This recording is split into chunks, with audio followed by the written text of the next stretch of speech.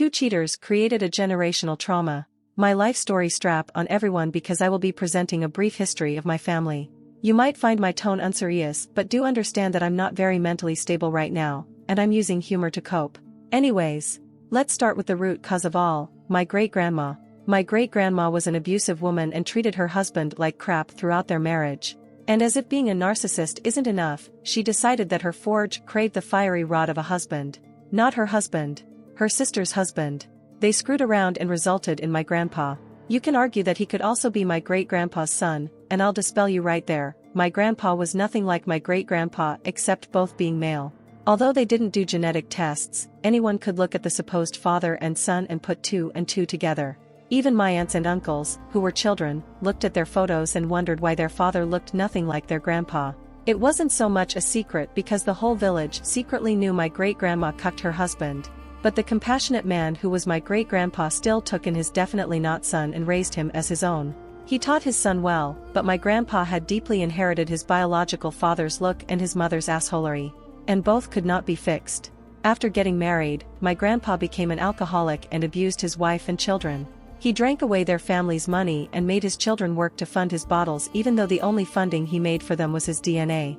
My mother, grandma, aunts, and uncles still bear the physical and mental scars from their past. As soon as they could, they all moved away to the city. But the trauma didn't stop there. Oh, no. My mom and her siblings barely made it as functional adults.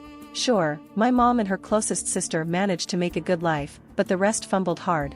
My oldest uncle fell into his father's alcoholic path, gambled away what little money he made, and attempted to attack everyone with a machete in his drunken stupor. Fortunately, no one died, but it scarred my cousins for life. My family kicked him out and went no contact since. I'm glad he was infertile, it's confirmed, and did not bring any poor offspring into this world. My two other aunts became promiscuous. No one would have batted an eye if they didn't take the family's money to buy gifts or run away with their lovers, only to come crawling back when they got dumped. Rinse and repeat for many years.